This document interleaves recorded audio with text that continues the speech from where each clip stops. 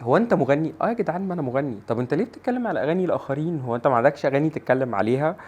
فقررت النهارده يعني يبقى يعني بالهوا هوانا والبرنامج برنامجنا والورق ورقنا والدفاتر دفاترنا، يبقى نتكلم عن اغنيتنا. نتكلم ولا ما نتكلمش؟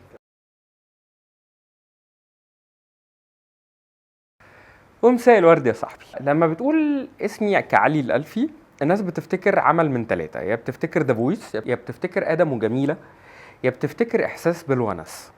وبصراحة إحساس بالونس عمل أنا ببقى فخور بيه جدا جدا إن أنا أتكلم عنه وأتكلم هو اتعمل إزاي. أنا من عشاق خالد حماد. يعني أنا من يوم ما سمعت مزيكة أوان الورد وأنا متيم بهذا الرجل. وبعد كده في افلام بقى هنيدي وفي افلام السقا وحبيبي يا عاشق والنور مكانه في القلوب والحاجات دي كلها، وانا بحب خالد حماد حب هستيري الى ان شاءت الظروف وانا اجرت شقه في فتره في مكان هو ساكن فيه، فاتخبطت فيه في كذا مره وانا لازقه، يعني انا لازقه بصراحه.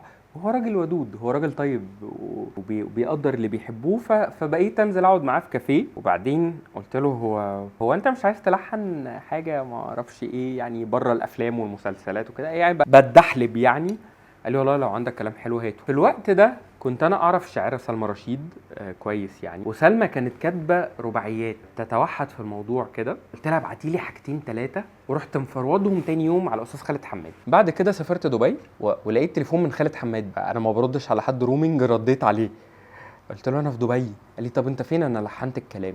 انا مش مصدق ان هو لحنه، هياخد الموضوع باي نوع من انواع الجديه. ولقيته بيبعت لي على الواتساب يسمعني. بعد ما رجعت من دبي انا كنت رايح جري على الاستوديو بتاعه في جاردن سيتي وبدانا نشتغل الاغنيه. فبدات اقول لسلمى اكتبي اكتر، سمعيني اكتر. فبدات تجمع لي حاجات، رحت كاتب كل البلوكات، كل بلوك في ورقه لوحده وجمعتهم، رتبت كل بلوكين بيدوا نفس المعنى. من حسن حظي ان الشعراء اللي انا بشتغل معاهم بيثقوا في وجهه نظري لو طلبت اغير كلمه وكده.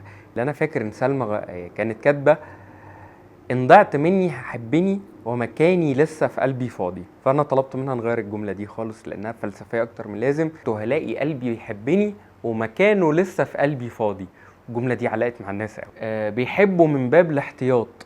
قلت لها لا، ده هما بيسيبوا اصلا من باب الاحتياط.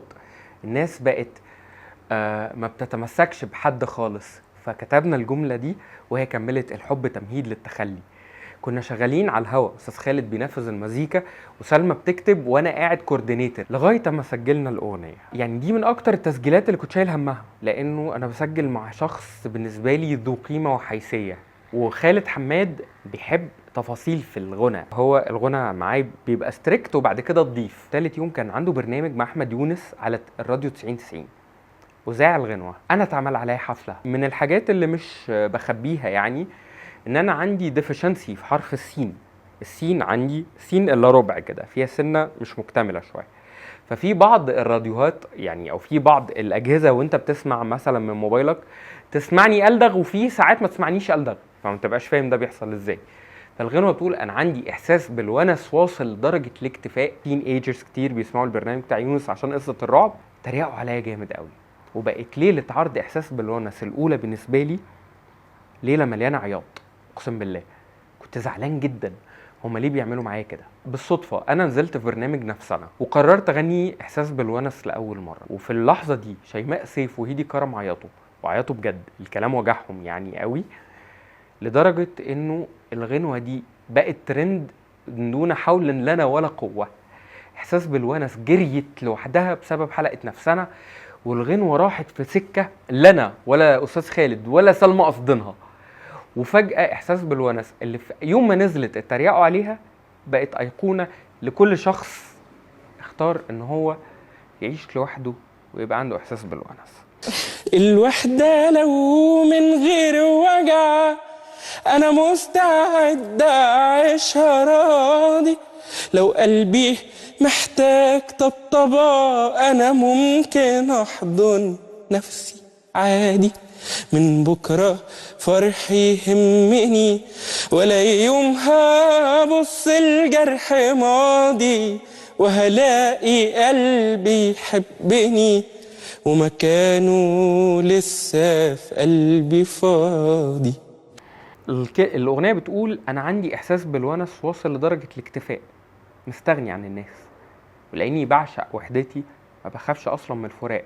من كتر ما اتخذلنا، من كتر ما اتخوزقنا، من كتر ما خدنا على دماغنا، بقينا نحب ان احنا نقعد لوحدنا، لا عايزين نسأل على حد ولا حد يسأل علينا، عن اننا نتعلق بناس ونحب ناس ونقرب من ناس ونتخذل تاني. فيبقى الواحد عنده احساس بالونس بنفسه. الوحدة لو من غير وجع مستعد اعيشها راضي، ولو قلبي محتاج طبطبة انا ممكن احضن نفسي عادي، اكتفي بنفسي. من بكرة فرحي يهمني، ولا يوم هبص الجرح ماضي. بس في النهاية بكدب بقى، بكدب كل الكلام اللي فات، وهلاقي قلبي يحبني ومكانه لسه في قلبي فاضي.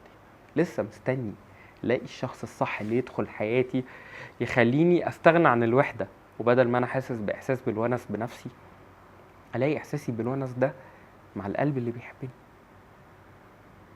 الكوبليه بقى، انا بعشق الكوبليه ده.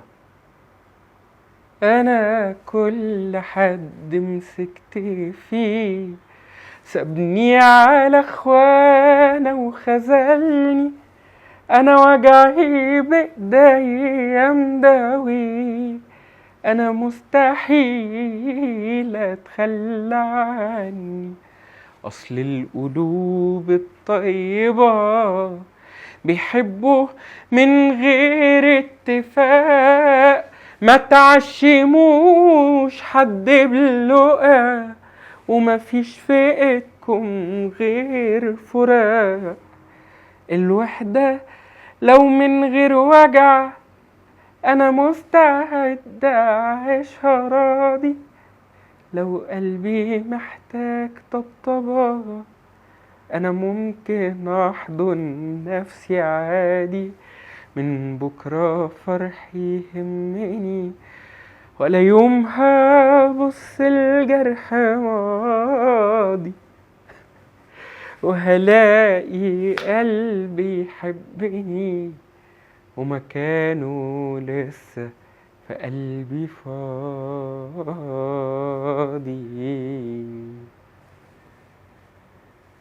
ومش هعملك شيء معايا.